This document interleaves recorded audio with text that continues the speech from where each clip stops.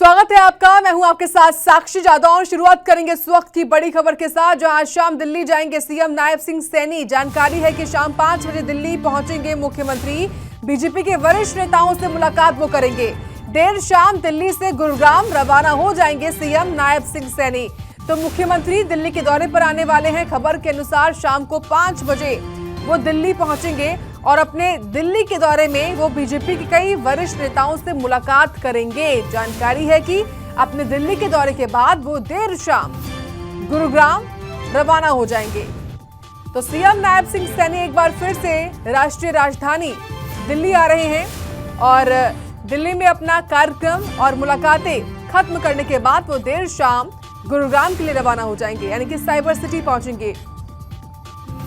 तो सीएम के दौरे को लेकर बड़ी खबर है। अहम जानकारी कि मुख्यमंत्री आज शाम को दिल्ली पहुंचेंगे। अपने प्रवास में वो बीजेपी के कई वरिष्ठ नेताओं से मुलाकात करेंगे, ये जानकारी है। उसके बाद देर शाम वो गुरुग्राम रवाना हो जाएंगे, जहां पर उनका रात्रि ठहराव होगा।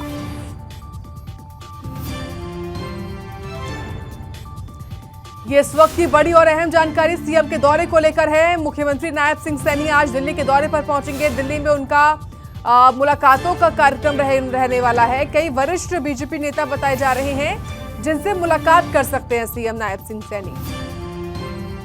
तो मुख्यमंत्री के दौरे को लेकर ये इस वक्त की बड़ी और अहम जानकारी है। सीएम नायब सिंह सैनी दिल्ली के प्रवास पर रहेंगे।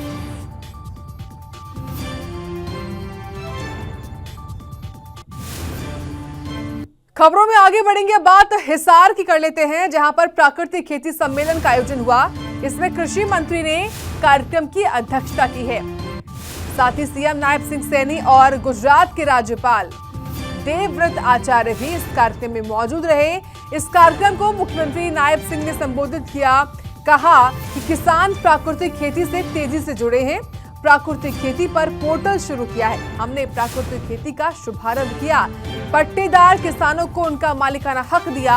किसानों को प्राकृतिक खेती के लिए 2000 रुपए, प्राकृतिक खेती के लिए बजट में 97 करोड़ रुपए शामिल हैं। ये तमाम जो जानकारियां हैं वो मुख्यमंत्री नायब सिंह सैनी की ओर से दी गई हैं। इस खास कार्यक्रम में खुद गुजरात के राज्यपाल ने भी शिरकत की।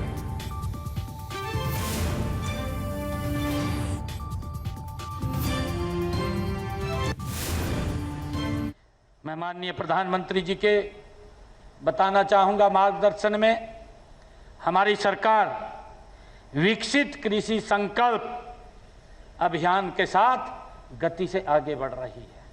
हम गति से आगे काम कर रहे हैं। हरियाणा में हमने पिछले दिनों इसका शुभारंभ 29 मई को कुरुक्षेत्र की पवित्र भूमि से किया और ये अभियान 12 जून तक चलेगा।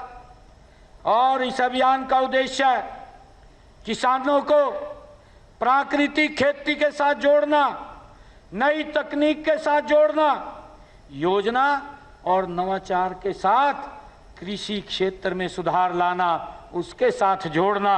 इन सुधारों में प्राकृतिक खेती की भी महत्वपूर्ण भूमिका ये होती है। इस बात को हमने समझना है, जो आदरणीय आचार्य देवव्रत जी ने हम सब का मार्गदर्शन किया है।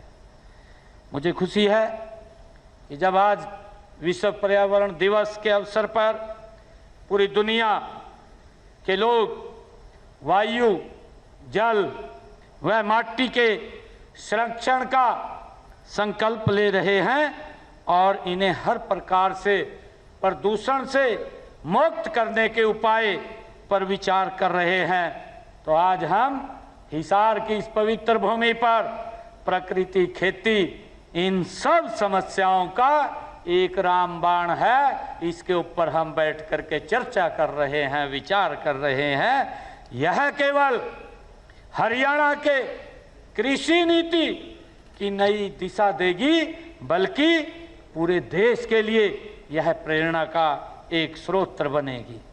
मुझे खुशी है कि आज जब हम खदानों के मामले में आत्मनिर्भर हैं, लेकिन इसके लिए हमें बहुत बड़ी कीमत भी चुकानी पड़ती है।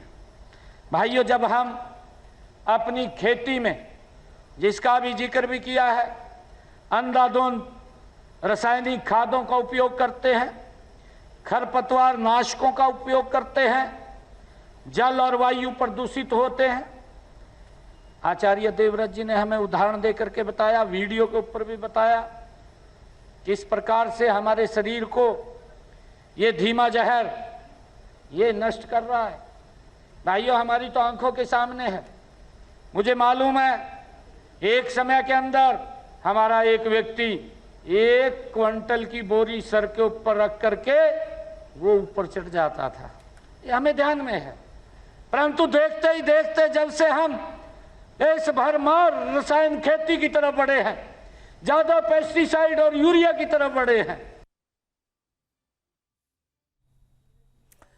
चरखी दादरी में एक पर्यावरण दिवस पर खास कार्यक्रम आयोजित हुआ। सीएम नायब सिंह सैनी ने पौधारोपण कर एक पेड़ मां के नाम अभियान का शुभारंभ किया। इस दौरान सीएम ने संबोधित भी किया और साथ ही इलेक्ट्रिक बसों को भी झंडी दिखाकर खुद भी बस में सफर किया। रिपोर्ट देखिए।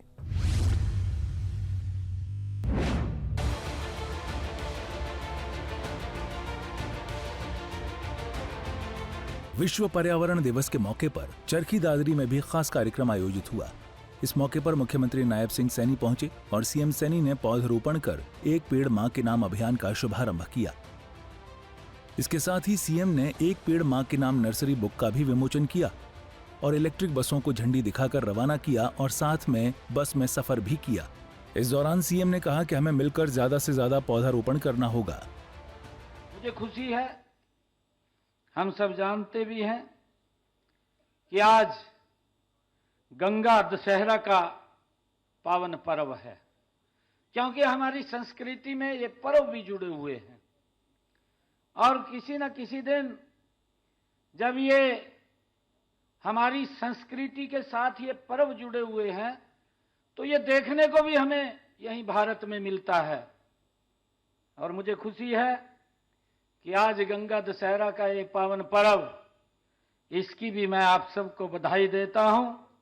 और कहा भी जाता है कि इस दिन मां गंगा धरती पर उसका अवतरण हुआ था, वो धरती पर आई थी। मुझे ये भी खुशी है कि मैं आप सबको विश्व पर्यावरण दिवस और गंगा दशहरा की बहुत बहुत हार्दिक शुभकामनाएं और बधाई देता हूं। वहीं सीएम ने अपने संबोधन में कहा कि किसानों को लगातार जागरूक किया जा रहा है कि पराली न जलाएं। किया है ताकि वो गांव के अंदर किसानों को उसके प्रति जागरूक करते रहें कि वो पराली न जलाएं। और कूड़े कचरे के निपटान के लिए भी प्रदेश में हमने बिजली से अंतर लगाए हैं ताकि पराली हो, गेहूं के फाने हो या गन्ने की पाती हो, व्यक्ति को खेत में न जलाना पड़े, उसका इनकम का साधन भी खड़ा हो। जो हमने बिजली के संयंत्र लगाए हैं ताकि वो अपनी उस पराली को इकट्ठा करके जो उसके ऊपर इंस्ट्रूमेंट है, चाहे रिपर है, बेलर है, उसके ऊपर अलग सब्सिडी दे करके किसान को देने का काम करते हैं ताकि वो उससे कटाई करके उसकी गांठ बना करके वो अपना इनकम का साधन भी खड़ा कर सके और वो बिजली संयंत्र के अंदर जा करके उसको बेच सके। सरकार अलग से उसको 1500 रुपए एकड़ के हिसाब से देती है। आपको बता दें कि सीएम सैनी ने यह भी कहा कि 1,87,00,000 पौधे इस साल लगाने का लक्ष्य तय किया है। साथ ही सीएम नायब सैनी ने जूट के बैग को भी प्रमोट किया। सूर्या समाचार के लिए चरखी दादरी से प्रदीप साहू की रिपोर्ट।